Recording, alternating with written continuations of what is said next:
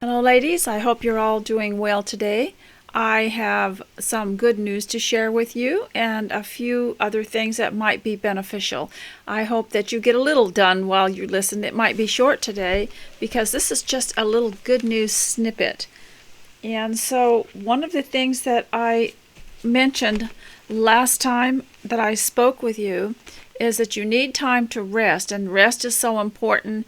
That's my good news today, that rest is extremely important. So after you've done a task or even exercise, and maybe you don't exercise, but you can use your housework as exercise. Just stretch a little further and pick up something that's a little heavy, maybe 2 cans of beans instead of one, and also to stop the hurry up mentality. I remember when that began many years ago, that things had to be done in a hurry.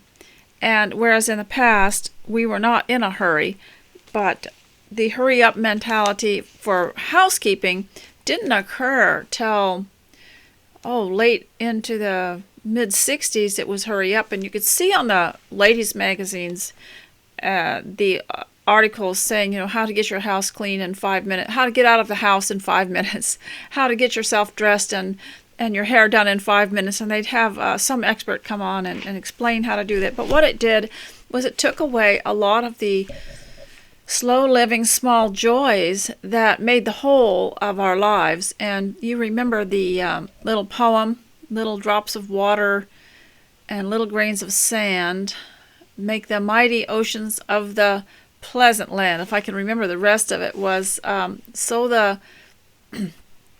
little minutes, humble though they be, make the mighty time of eternity. These little times, and I've noticed online, especially on YouTube, there are some very young girls, young women, making videos about how they found the slow life. And I'm so glad they're finding this early in life, and don't get caught up in trying to do so much so fast, because that can cause problems later on. And sometimes it's hard for our minds to catch up with where we've just been or what we've just done. And today I'd like to share with you a few things. And so one of my good news is that I woke up at 2 in the morning, and for the first time I didn't say it in a negative way. I said, "Oh, I'm awake. Oh, I'm going to do something. There's more time to do something." So I did some quiet things at other ends of the house so that other residents here would not be disturbed. And I cleaned up some rooms, swept a little bit, and did things without. I did manage to load the dishwasher and turn it on without bothering anyone. And I washed the bathroom floor, and I took the trash out to the barrel outside. I also did 5-minute exercises, and then I got my materials together to come here. And so I'm not unhappy that I woke up at 2. But I had gone to bed quite early anyway, and I calculated I'd had 7 hours of sleep anyway, or maybe a little less than 7 hours, not so bad. And the beauty of being homemakers, ladies, is that if this happens to you, you can find a time in the day, maybe, that you could sleep. When your children take naps, if they're young enough for naps, you can sleep too. And I often told my children, even if you're not sleepy, you're going to lay down from 1 o'clock till 1:30, or 1 o'clock till 2, and you could read a book, or you could write a letter, or you could make something, but everybody's alone, you don't talk, and you be quiet for that time. And I'm sure they hated it at first, but later on they told me that it was something they really liked and they looked forward to it. Now, I'm also going to give you some good news from my good news correspondent. So I'm going to see if this works, because she put it on my phone, and I thought you might be amused by it, because she's going to have good news for me every day, I hope, and I'm going to have good news for her. So I'll have you listen to this. So here's the good news.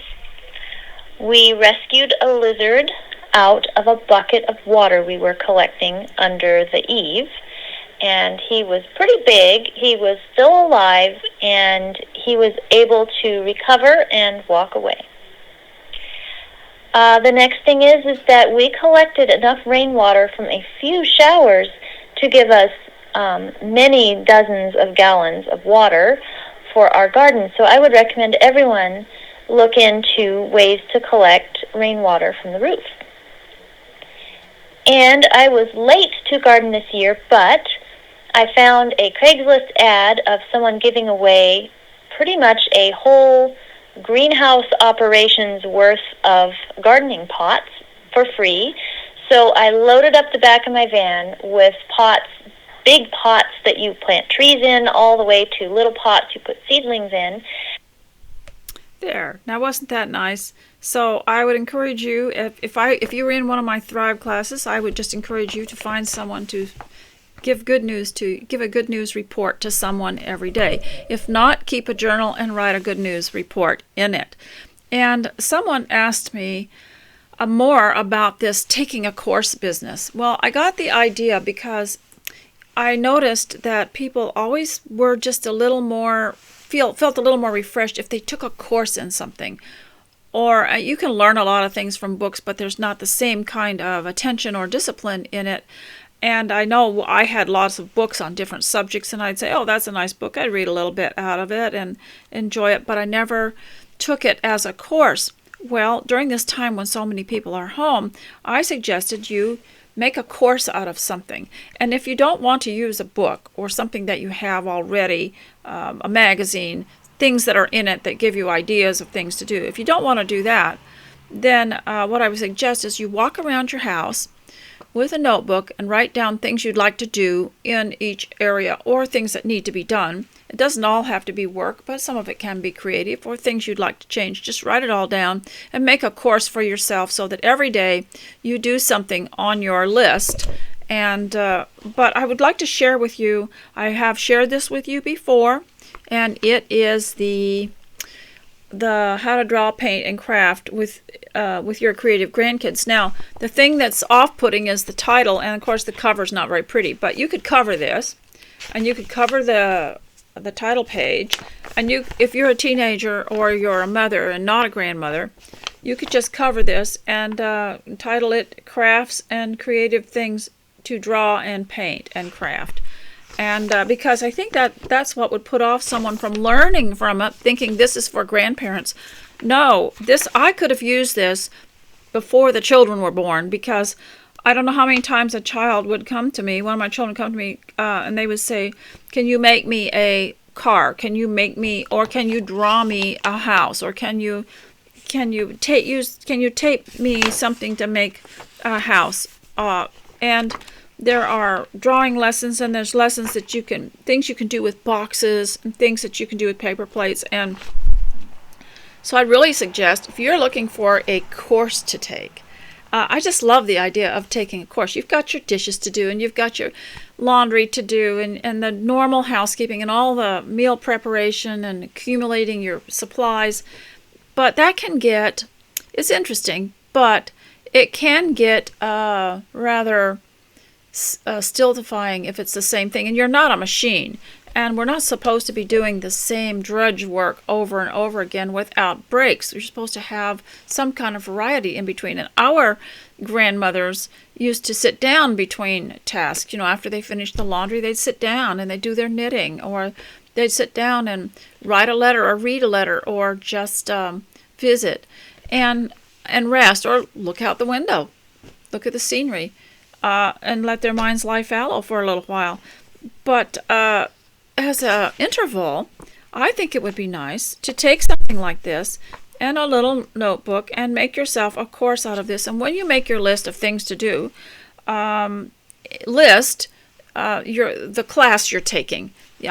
Spend 1 hour in my class, and then just do this. Now, you can do this there are creative things that you can join online, but they do cost money. And sometimes you can find something on YouTube like a painting class that's free. But of course, it's always nice to donate a little bit. But this is almost completely free. And you may have a collection of craft books and magazines that you've never really done anything with, but you liked them, so you bought them. And you might put bookmarks in them and find one thing in each book or magazine you'd like to do that you've never gotten around to doing. And just give yourself an assignment and it'll make you smile when you get up in the morning that today is one of the days in one of the courses that you're taking, and you list that alongside of it, and maybe today will be the day you draw the hummingbird. Anyway, I taught one of my grandchildren how to draw a face and human form by all the hints that were in here, and I got to thinking, that ought to be a course. It's not all the same thing. It's also how you can make things out of walnut shells and fruit and vegetables, and how to make how to paint with leaves, and how to make things that it's just like having a summer camp in your own home. But if you don't want to do that, perhaps you have a book. Did you ever join those book clubs? And they were decorating books, or they were sewing books, or they were household management books. And you'd get so many a month, and you'd get to pick out your next ones. Well, we ended up with some of these books, and I think I got rid of mine once, but then people were getting rid of theirs, and they ended up back with me. So I have quite a collection of books that I didn't get, and I really like them. So this one's called Household Wisdom, and I believe you can probably get that online for just a few dollars. Now these used to cost quite a bit. These were like $25, $30 for these, but now I've got them because other people didn't want them, or you could find them on a table at the grocery store where they were trying to liquidate the supply. And this one is called Household Wisdom, very similar to this Simple Country Wisdom. You can make courses out of these books, and I've told you also, go with the Christian Charm course, go with the American Girl Handy Book, or the American Boy Handy Book. You can make courses for your boys too, out of Man in Demand and that workbook. But this is about the Household Wisdom.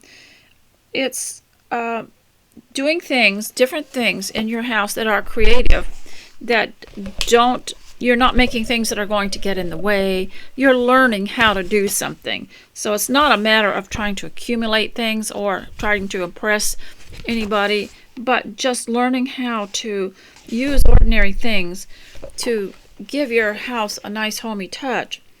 So the living room, the bedroom, the bathroom, the kitchen and pantry, the laundry, and things like that. So I think that you could do a chapter a day of some of the books that you already have, and make yourself, or like I said, put bookmarks in several books, write it down on your list to do the bookmarks areas of your books, and then move the bookmark for the next day and put that on your list. Or if you've got old homeschool books left, I have mentioned that many of us, although we homeschooled our children, we really didn't get to be homeschooled the same way.